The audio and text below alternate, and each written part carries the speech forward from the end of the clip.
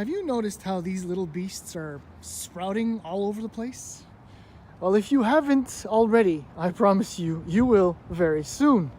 This is the all-new 2018 Hyundai Kona. This is Hyundai showing everyone what a small crossover is really all about. In the following video, I will attempt to explain to you why this thing is so popular, and to be quite frank, why I like it so much. Like everyone else, when I first laid eyes on the production Hyundai Kona, actually the concept, all of them, I thought, what the heck is Hyundai doing? They're taking an idea from Jeep, the Cherokee, previous generation, and making it look worse. But in fact, it works. I don't know how, I don't know why, but I think this thing looks brilliant. Yes, the Cherokee was unique, but somehow it just didn't fit with what we expected from Jeep. However, this, as a Hyundai, totally works. Even the completely odd flares, right? Very, very bizarre. This acid yellow, which is one of the introduction colors, I don't know, either belongs in a Lamborghini or on this thing. But yeah, the 2018 Kona starts at $20,999. You got a front-wheel drive, automatic transmission, 2-liter engine, and it's actually very, very well equipped. 7-inch touchscreen, CarPlay, Android Auto, heated seats, Bluetooth, and standard 16-inch alloy wheels. That's a lot of kit for $21,000. At the other end of the spectrum, well, then you get this version. This is the ultimate. And at $31,799, it seems like a lot of money, but obviously you'll have guessed that this thing is value packed through the wazoo. Okay, so on the outside, well, this version, the ultimate, gets LED headlights, which are actually really, really cool. I don't know, maybe that's not the best angle. Is there really a better angle? Fog lights, see, this kind of works. I like it. And oddly, just to add an extra comment, the new 2019 Santa Fe, which kind of mimics this front end, it just doesn't work. I think, again, we are expecting something from a Santa Fe, and this front end does not work. The 18-inch wheels you see here are included in the Ultimate. What you also get is a 7-speed dual-clutch transmission, all-wheel drive. All-wheel drive is available from the onset as an option for the first 2 trims, and then it becomes standard as you keep going forward. 1.6-liter turbo engine. I don't know, the list of things is so huge. Okay, so I'll go over. The Ultimate actually has a leather 8-inch screen, a 4.2-inch display, heads-up display, and oh my goodness. Anyway, let's get right to business. And the trunk, not much to speak of.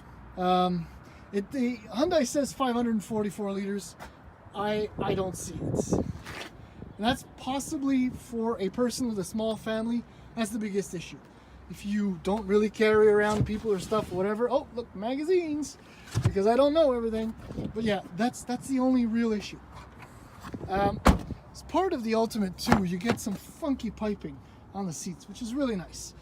Getting in and out is very easy. Roofline is long, so that's a dash. My driving position, look at this.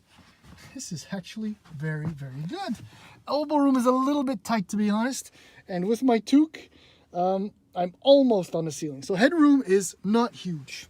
3 abreast will be very, very tight. This is a 2-seater in the back with options.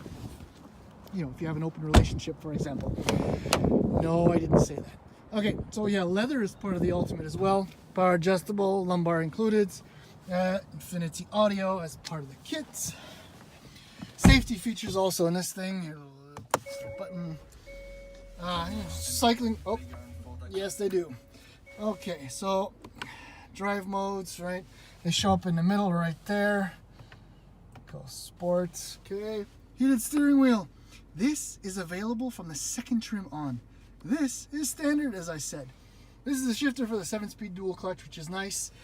And then here's your 8-inch screen. It's actually really, really nice.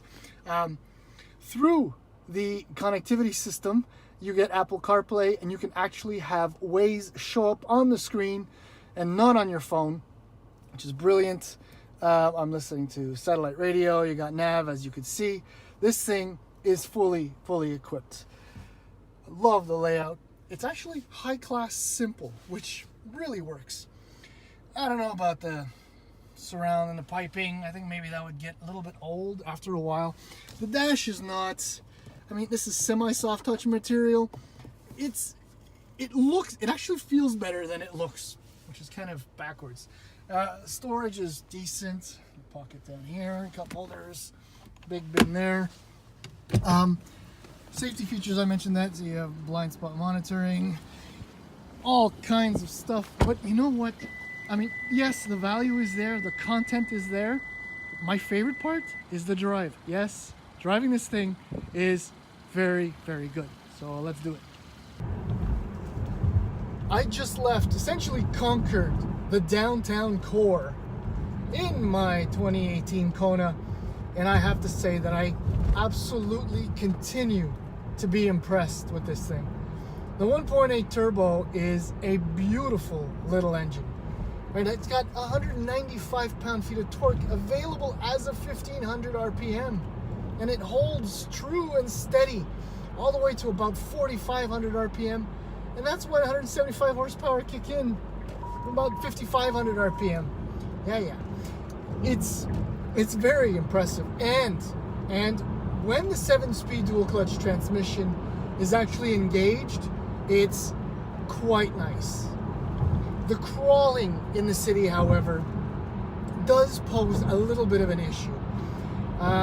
The transmission seems to take a long time to pick a gear or to actually engage first gear. So it's actually happened a few times where I hit the throttle and all I hear is the engine revving, and then it comes into first gear. And moving from, if you're doing like a 3-point turn, that's when it gets really annoying. Drive, delay, gear, reverse, delay, gear. It kind of becomes a little bit of a pain in the butt.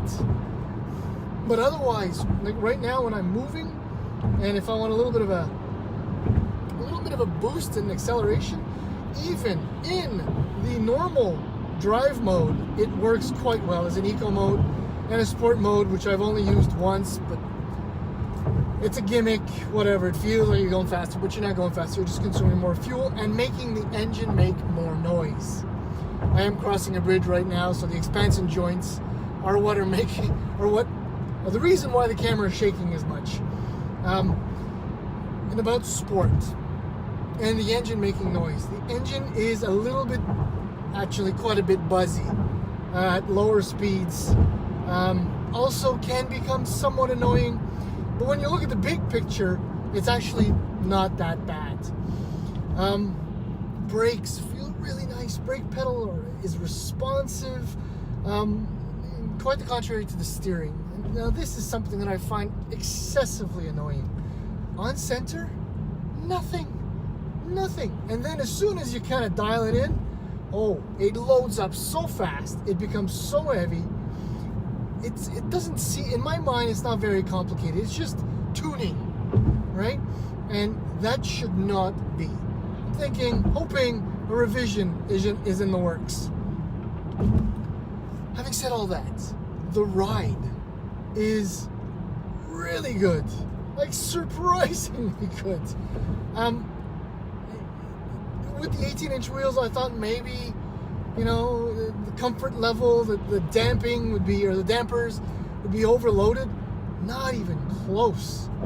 The car handles beautifully over the expansion joints. All things considered, the amount of comfort and give at the topmost of the dampers travel is perfectly judged.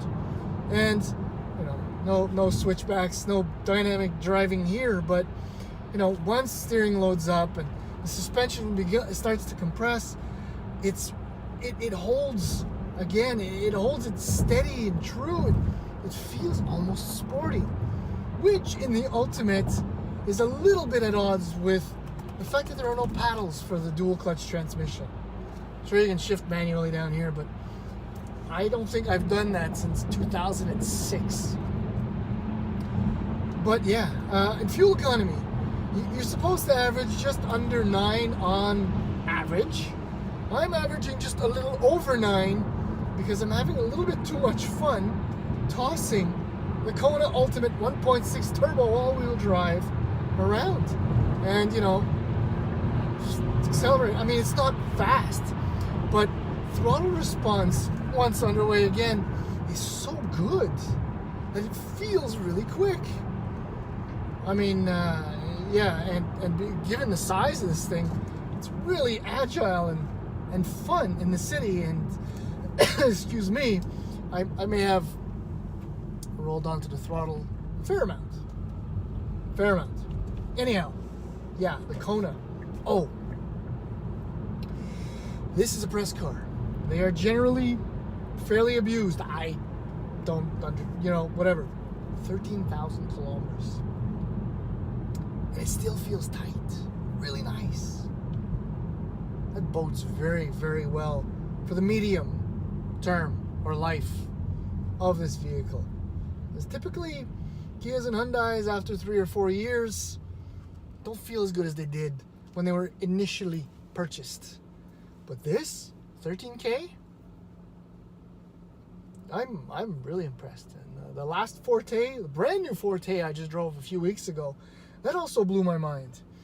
I think Kia and Hyundai are back on the up and up. Anyways, this seems like proof, and the Forte seems also like proof of that.